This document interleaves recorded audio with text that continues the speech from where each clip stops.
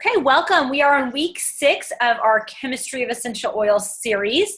This week, we are going to be talking about aldehydes and phenols. My name is Nicole Vincent. I'm a Diamond with doTERRA and a certified holistic health coach. So if you've missed the weeks, make sure you go back and catch up because this might not make sense. But for those that have joined us, we're talking about our hot oils today. So first off are the aldehydes. And these are going to be really powerful aromas. So when you smell these, you're like, whoa, that is strong. But they're going to be very soothing to the emotions at the same time. Cinnamon is a good example of this. They're highly microbial agonists. So these are the ones you're going to want to grab for when you're having those environmental threats and you need some super duper big guns to help support your immune system.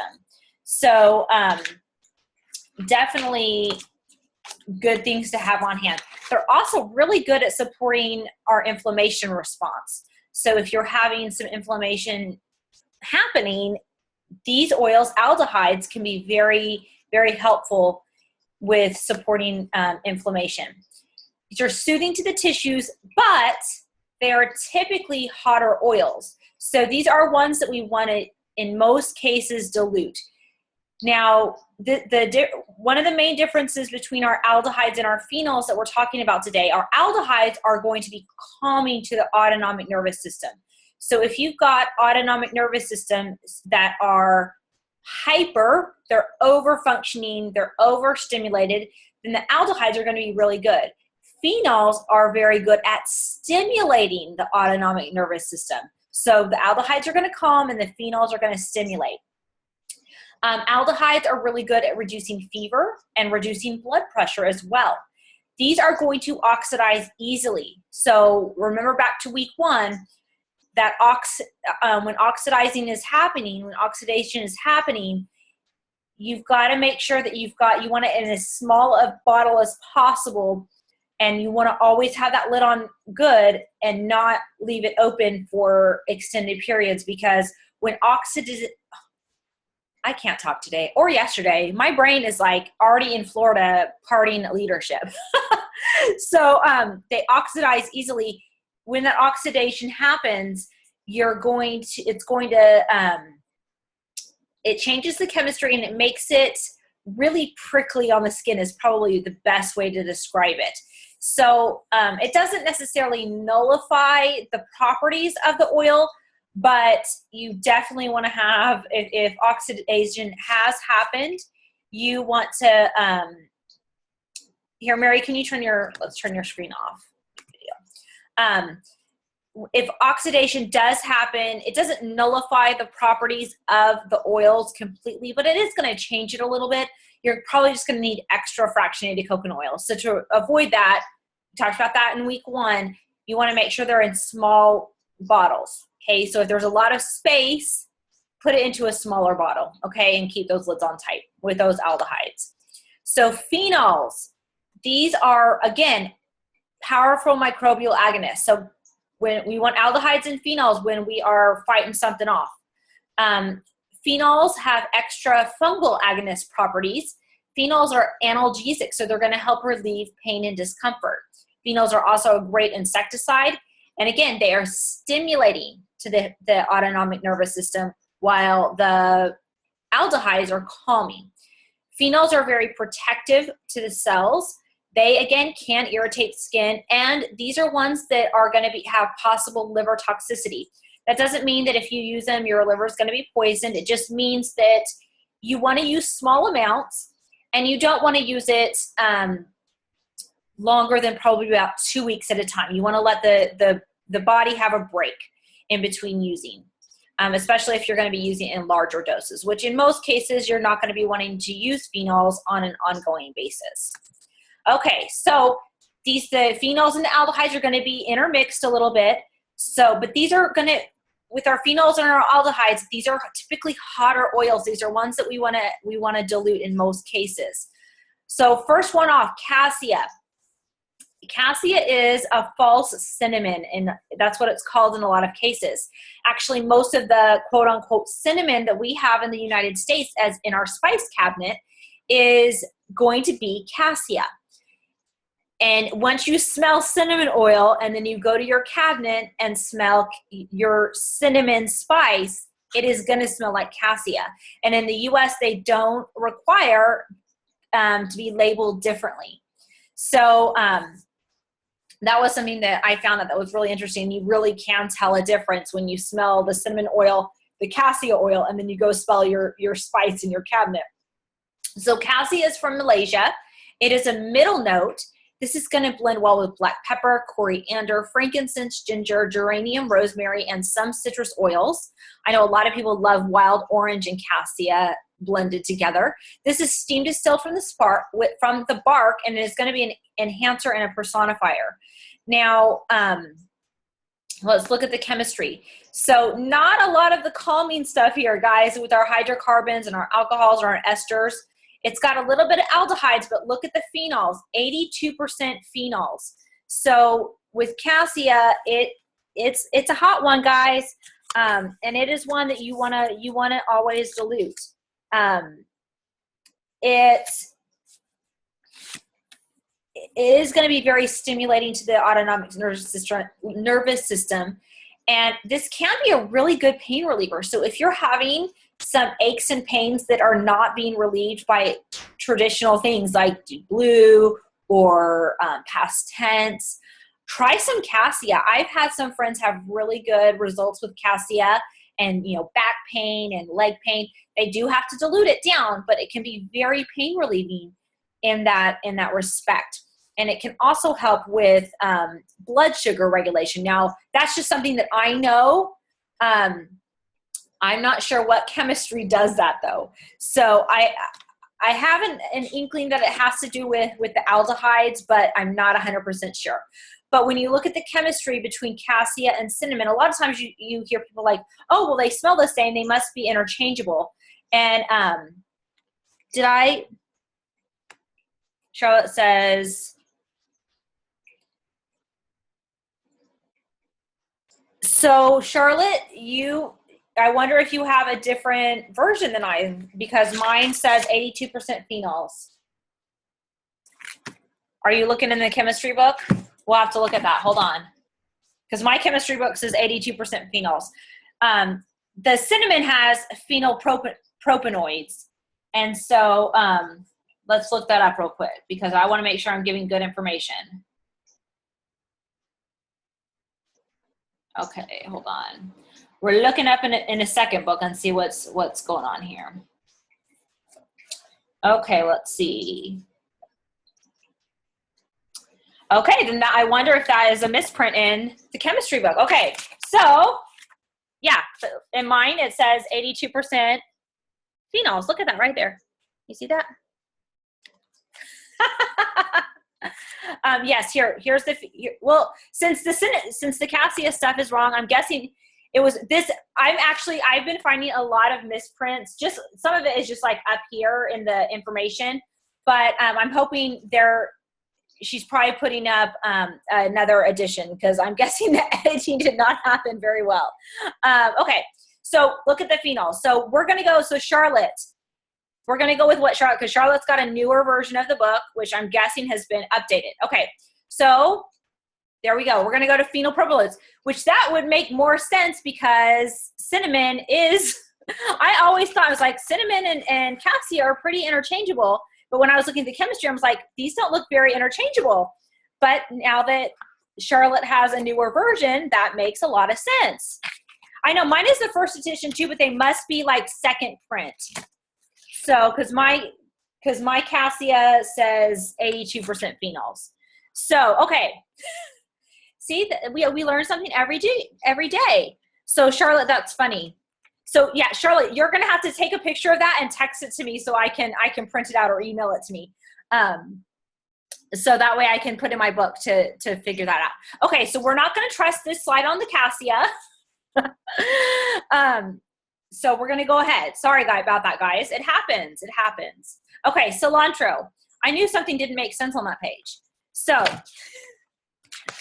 It's all good. It all works out. Cassia is hot, and it's good for microbial agonists. So just keep that in mind for cassia. Okay, cilantro. Cilantro and coriander come from the same plants, but cilantro comes from the leaves and coriander comes from the seeds. So they do have different chemistry. If you remember, coriander, I believe, was in our, let me look and see what week that was in. We had coriander in our alcohols when we were, because coriander is mainly monoterpene alcohols. But when you look at, wow, Charlotte, you're fast. Let's see. I meant to turn that off. Okay, so here, let's go back to cassia real quick, guys. Hold on. Okay, so cassia. Yeah, that is totally different than my cassia page, Charlotte. Thank you for texting it to me. I'm so glad you said something, Charlotte, because that I want to make sure I'm giving you good information, and it looks like this was edited from the print I have. So if you guys just want to write this down, and I'll go back and we'll fix this. Let me turn my phone off so we're not dinging like crazy. But okay, so for cassia, it has trace monoterpene hydrocarbons. Here, you know what I'm going to do? Because we can do this. I'm the boss. Although it won't be a super clean recording, we're going to go through and change this on the slide. Since Charlotte was super awesome and sent me this. So thanks for rolling with the bumps, guys. Okay, trace hydrocarbons, sesquiterpene hydrocarbons, that was correct. Monoterpene alcohols, trace, esters, trace, aldehydes, 8.4, phenols, trace, which the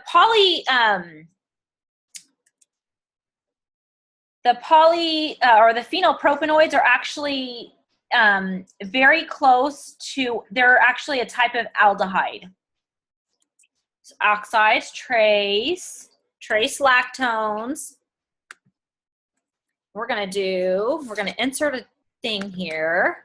So you guys get to see, this is what I do, is I do spreadsheets all the time. Oh shoot, I deleted it instead of, as I'm telling you, I do this all the time and I do the wrong thing.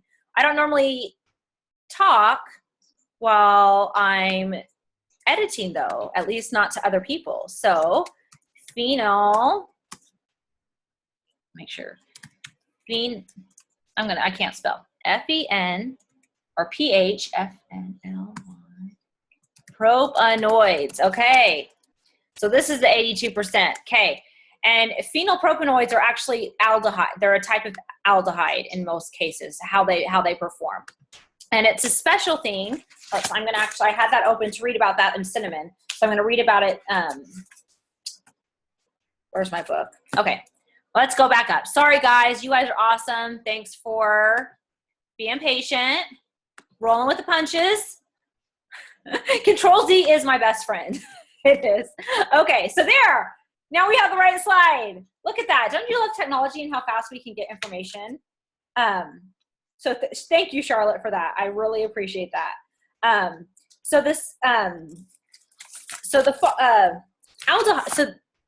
phenylpropanoids are actually a type of aldehyde, but they're a specialized one because they have a special benzene chain, which if you're into chemistry, you can go learn about benzene chains. But these are super strong microbial agonists. And so cinnamon has, let's go over to cinnamon slide real quick to look at the difference. But cinnamon has 50 to 85%. Is that what you have on here, Charlotte? Like I'm like questioning everything. Like maybe I need to get this thing, the newer thing. But Charlotte, look at your cinnamon and tell me if this is the same as your cinnamon in your book.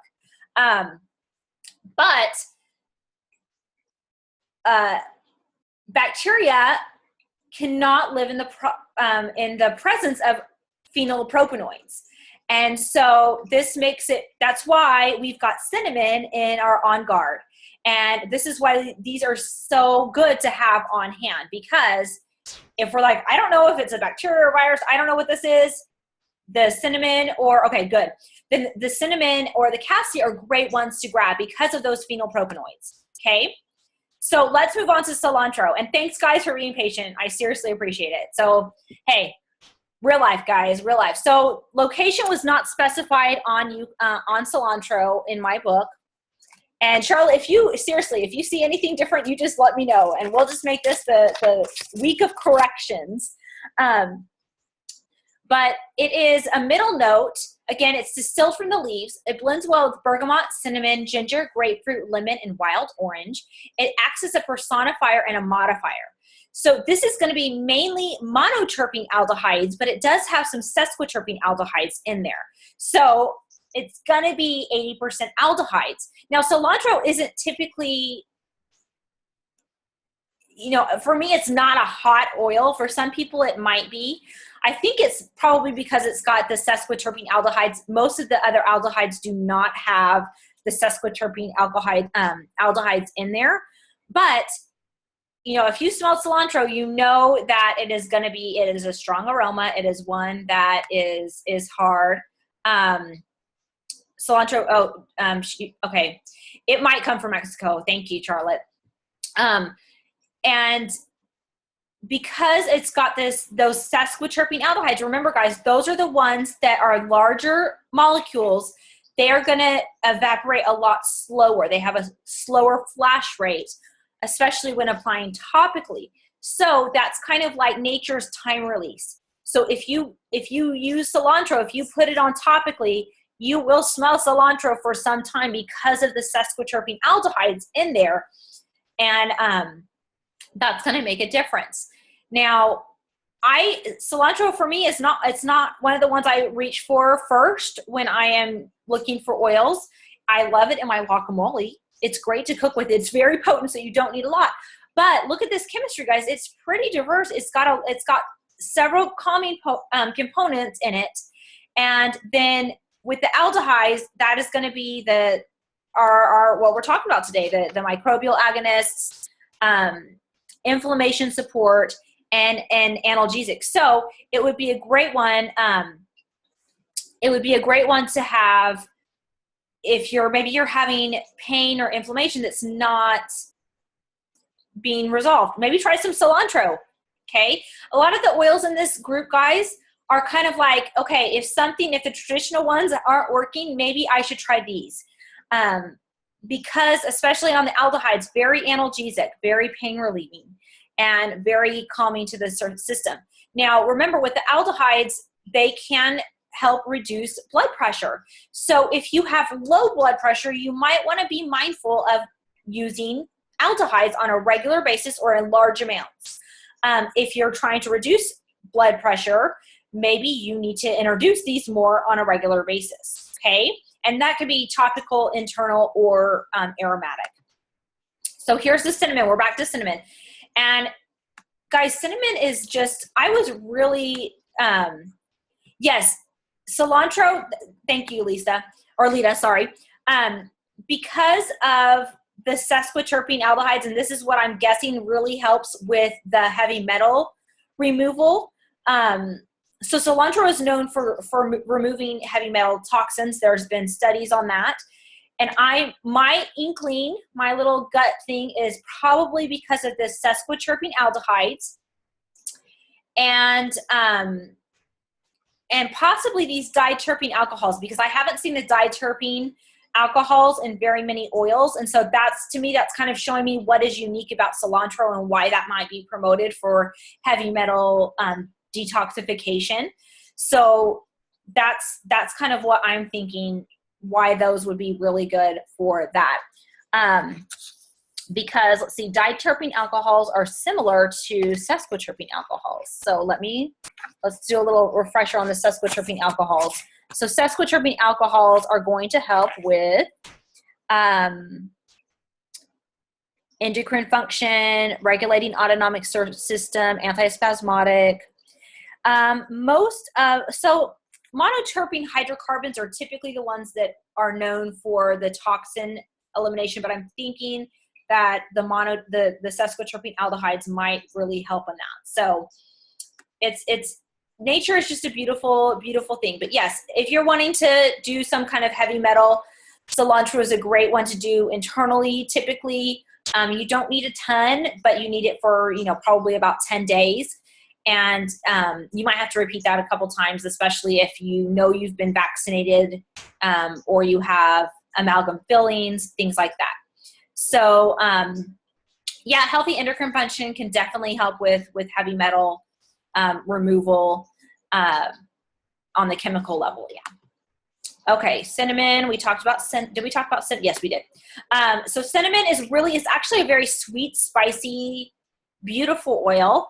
If you guys watched our Periscope yesterday, it was also a really good aphrodisiac. We had a really fun Periscope yesterday. So if that's not, I think it's probably expired because yeah, it's already expired because we did it about 10 o'clock yesterday. Cinnamon is a base note. It blends well with citrus oils, cypress, frankincense, geranium, lavender, rosemary, and other spice oils. It is distilled from the bark and is a personifier. Now look at the chemistry, guys. So you can see that cinnamon, I think, because cassia is more focused in its chemistry, cinnamon has a little broader base, which I feel makes it chemically a better big gun, kill the bad bugs in the body type oil. Does that make sense? I think that's why it is in On Guard and why it is one that you definitely want to use if you are struggling or wanting to, support your immune system in a big way. Because look at that, guys, the monoterpene hydrocarbons, we know that is going to help kill stuff. Same thing with the sesquiterpene, the alcohols, everything. Everything on this list is going to help kill germs. And so, but cinnamon, guys, it's super hot. It's super hot. You do not want to apply it. Like, you can put it on the bottoms of your feet undiluted in most cases and not have an issue. But applying it to the skin, if you do it once and you're okay, if you repeatedly apply cinnamon to the skin, you can get what is called sensitization, which means your body starts, it's almost like, it's not an allergy, but it's where your body becomes hypersensitive to essential oils. And some of these hotter oils, especially the aldehydes, can create that. If you keep applying them topically on a regular basis without dilution, it can not have good effects in the long run because it can make you oversensitive to essential oils because your body's like, oh, this is hot, even though maybe your nerves aren't picking up on that. Be respectful of the power of the oils, guys. So always dilute your cinnamon. It's a fabulous, fabulous oil. I love to use this internally. I love to use it on the bottoms of my feet. I love to diffuse it. If you are going to diffuse it though, guys, you don't need a ton. And don't have the diffuser right by your face because those tiny itty bitty molecules of cinnamon that happen with the diffuser can get in your eyes and irritate your skin and your mucosal linings of your nose and your throat and all that stuff. So just don't put it right by you. You can have it on the other side of the room, but it does smell fabulous when diffused. Okay, clove. Clove. This is an awesome, awesome oil. Hold on, we got a comment. Awesome, Lita. Oh, good. Glad to connect. So on clove, this is from Madagascar. Madagascar gives us a lot of beautiful oils, especially these spice oils. Clove can be a middle to base note. It is going to blend well with basil, bergamot, cinnamon, clary sage, grapefruit, lavender, lemon, wild orange, peppermint, rose, rosemary, and ylang-ylang. So lots of different oils. And it is steam distilled from the bud and stem, and it acts as a personifier in blending. So in this, remember the phenols are very analgesic. They're very pain relieving. And what is clove known for? It's known for that numbing sensation, right? Especially for dental work, for oral discomfort. So clove does have that numbing agent. But again, it's a phenol. Look at that, 73 to 85%, guys. This is like big guns phenol. Again, that's why it is probably blended into that On Guard blend. Big guns.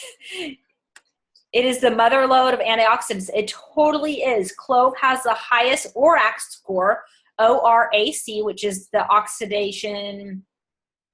I can't remember what that stands for, but basically, it has, I think, over like is it like 1 or 2 million ORAC score. It's crazy on the ORAC scale. So it's super, super antioxidant.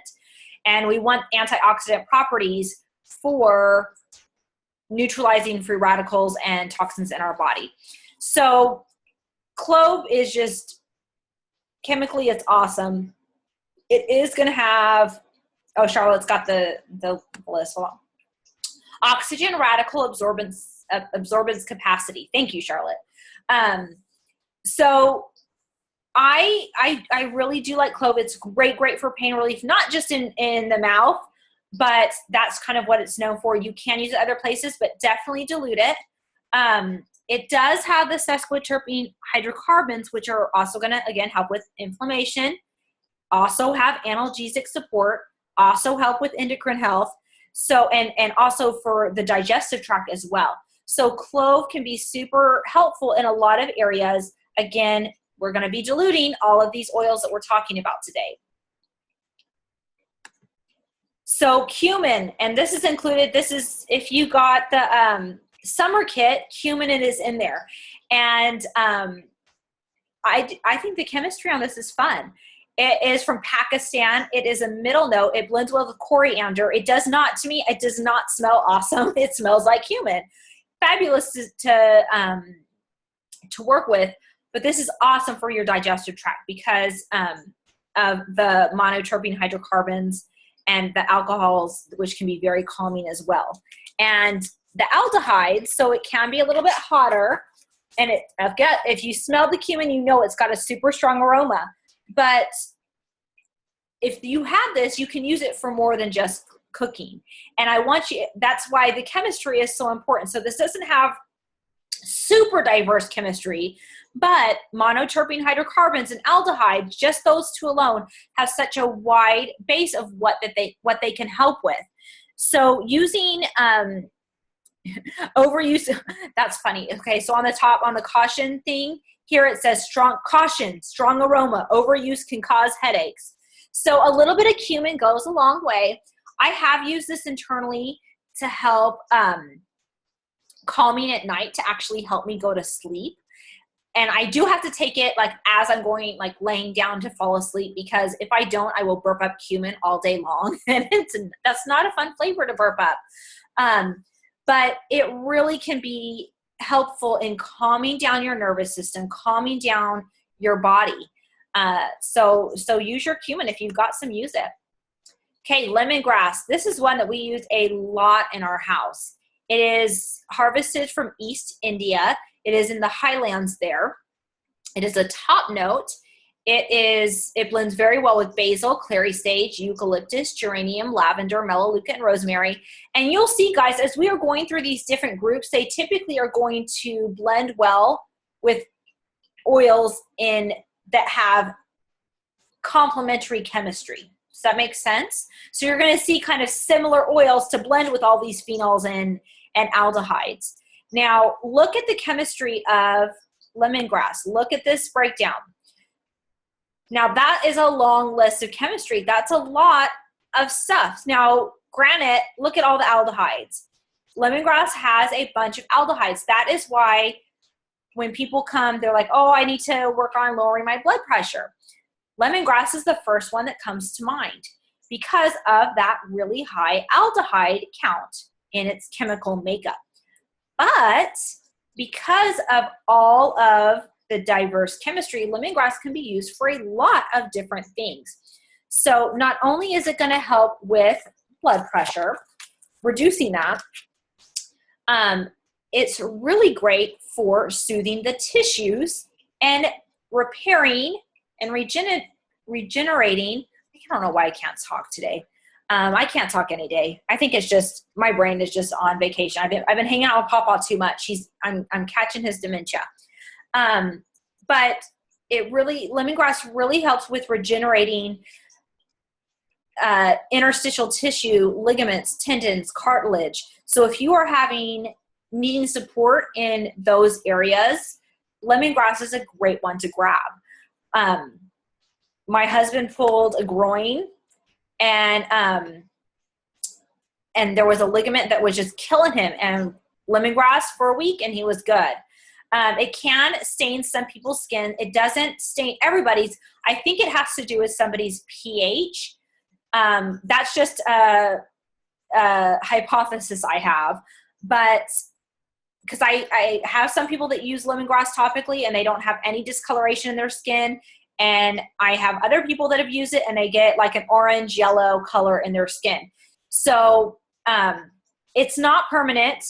It, you know, as the skin sloughs off, it's going to disappear and it's not doing anything bad. But again, because of the high aldehyde content, I would recommend at least diluting your lemongrass a little bit. To me, lemongrass is not hot, but if I'm going to be using it on a regular basis, I would probably want to be diluting it. So what is the constituent that supports the ligaments? So when you're looking at the properties, it's going to be things that are going to tone and cell regeneration. So the ketones help with cellular regeneration. The aldehydes soothe tissue. So tissue is the ligaments and stuff. Esters soothe tissue. Let's see. I'm just looking through my list real quick. The monoterpene alcohols are going to tone tissues as well. So there's several different things in there that are going to help with soothing the tissues. Hold on, let me see. Where's my mouse? There we go. It really can't, like, because it is has a very high it is mainly an aldehyde, like that is up to 90% of its chemistry. You do want to dilute. And I honestly, any oil in this series today with the phenols or the aldehydes, I would recommend diluting.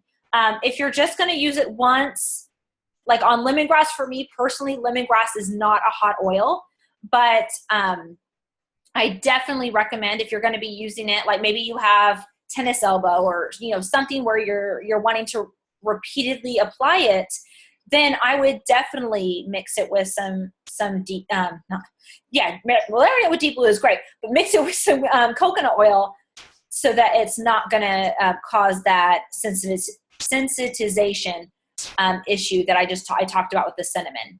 So yeah, anything with these aldehydes or these phenols are going to be considered hotter oils, and so you do want to use some coconut oil or another carrier oil to help tone it down, especially if somebody is new to using essential oils. I would not just say, here, have some lemongrass, or here, have some cinnamon. I would definitely dilute it and let them try it that way first. So, okay, Melissa.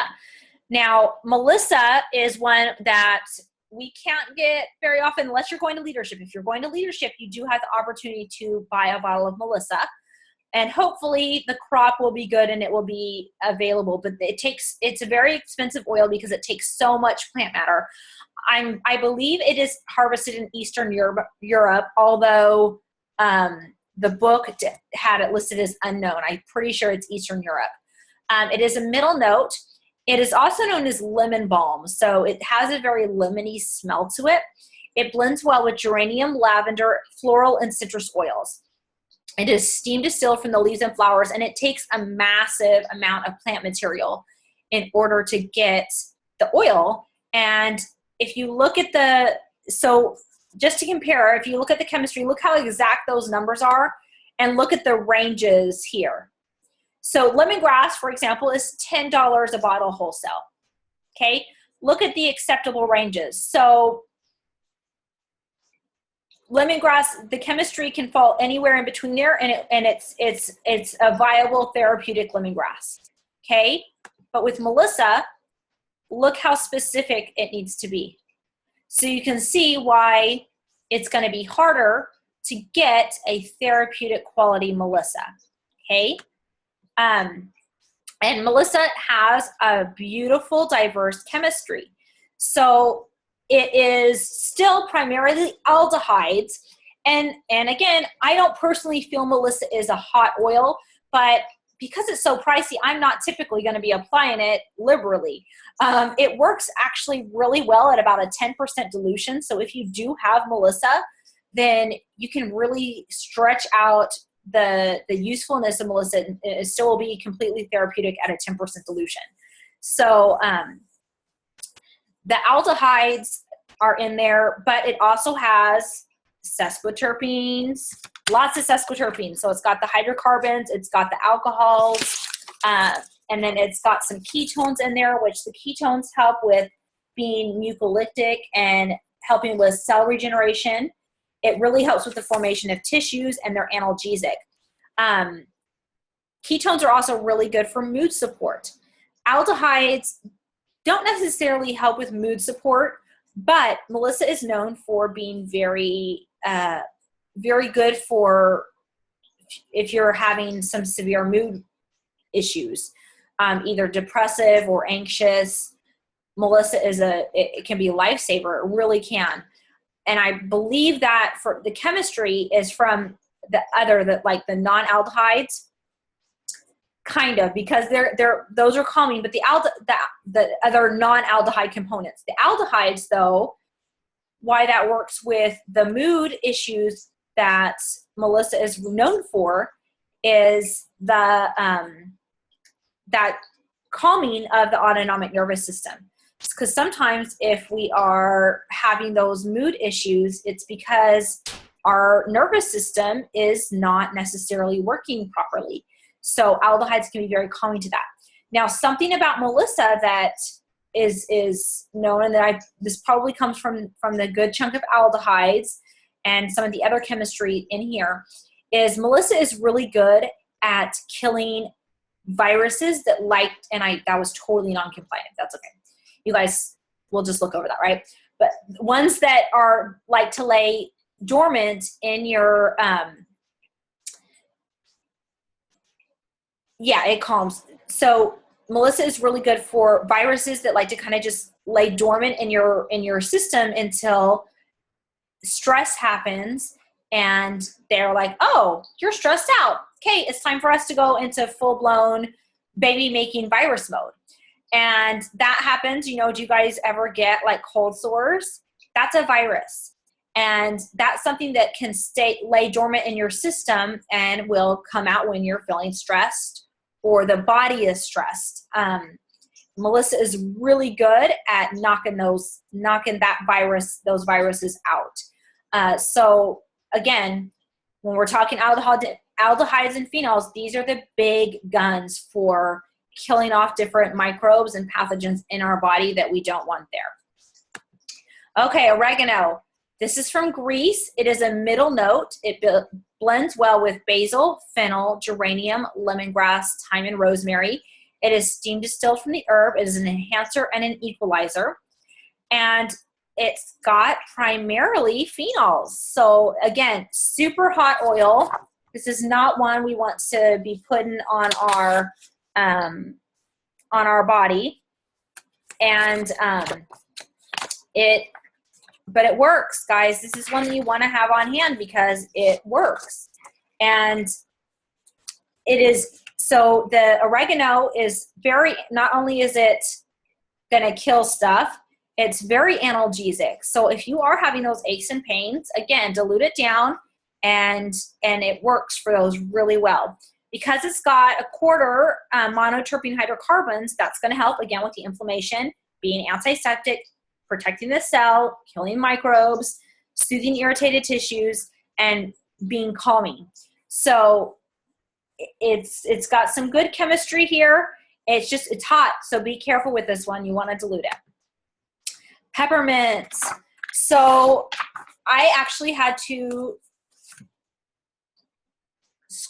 squeeze in all of these things, and it didn't. Oh no, hold on. Let's see. And it even cut off one of them. So peppermint's chemistry, and one of the reasons that we like peppermint so much is that it's got a little bit of everything. It really does. So the bottom here under the oxides, if you guys want to write this down, is furanoids, and that is FURANOIDS, and it's got 1.89% of furanoids in there. And so the chemistry of this is, yes, it's primarily phenols, but and methone, which is a type of ketone. But it's got a little bit of everything, and that's why I think it blends so well. Like this list, you probably could have put every single oil on there for blending with peppermint, because it just works well. It is harvested in Washington State. It's a middle note. It's going to blend well with almost everything, guys. It really does. It's steam distilled from the leaves and the flowering top, and it's a personifier. So it is going to have, it doesn't have a lot of sesquiterpenes in here. So these are smaller molecules, so peppermint does have a faster flash rate, faster evaporation. And so that scent is not typically going to linger very long.